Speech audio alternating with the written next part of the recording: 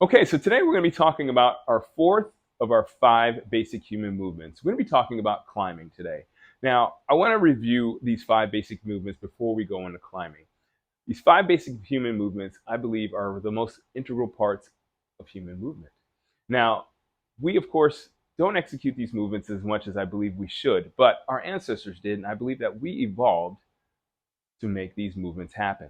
So again, we talked about walking and running. We've talked about jumping. Today we're going to be talking about climbing.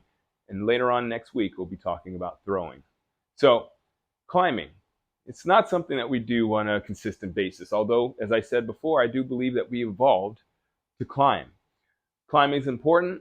We don't all climb. However, the muscle groups that are involved in climbing are just as important for your posture as they are for climbing. So, that being said, as I said, these are our 5 basic human movements. You can refer back to our Fix Your Posture series because I believe that these movements will also help you in your fixing your posture. All right, so let's get into it. Climbing. As it says, it's great for your posture. So we're going to be talking about a couple exercises that you can execute, and we'll talk about a few muscle groups that are involved in these exercises. All right, so first, forearm push-ups. This is probably one of my most favorite exercises. You get on the floor, you get on your forearms and toes in a basic plank position. And what you're going to be doing is you're going to squeeze your scapulae, those are your shoulder blades. You're going to squeeze those together, and that's going to lower your chest to the floor. Now, one thing you want to be careful of is you want to make sure that your abdominals are engaged. I see a lot of my clients, when they do this, their hips automatically drop to the floor as soon as they squeeze their shoulder blades.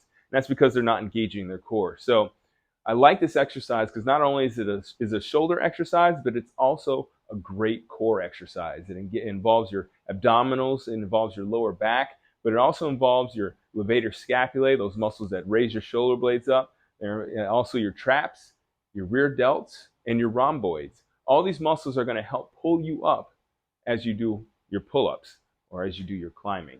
Another great exercise that a lot of people recommend is a wide grip pull-up or a wide grip lat pull down. Now, if you're in a gym, you probably have access to a bar or maybe a lat pull down machine. Those are great exercises. They help strengthen your latissimus dorsi. Those are your lats. They help strengthen your levator scapulae. Those are the ones that help raise your shoulders up. They help strengthen your rhomboids. Those are the ones that keep your shoulder blades together, as well as your traps. However, even though it is supposed to be a lat exercise, I don't think it's as effective as it could be. It doesn't strengthen your lats as much as the next exercise that I'm going to mention, and that would be your straight arm row. Now, straight arm row is a great exercise. You can really execute it pretty much anywhere. I like to do it on the TRX because not only do you get your lats involved, but you also engage your core. You engage your abdominals and your lower back. But it also gets a little bit of pecs, so that's an added bonus.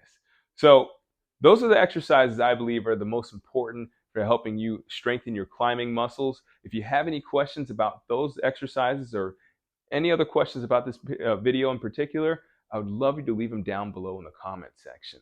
All right, so if you want to watch these videos in the future and you want to be notified for when they come out, click the subscribe button. I'd love to see you in the future. Thanks again for watching and listening, and as always, keep good company.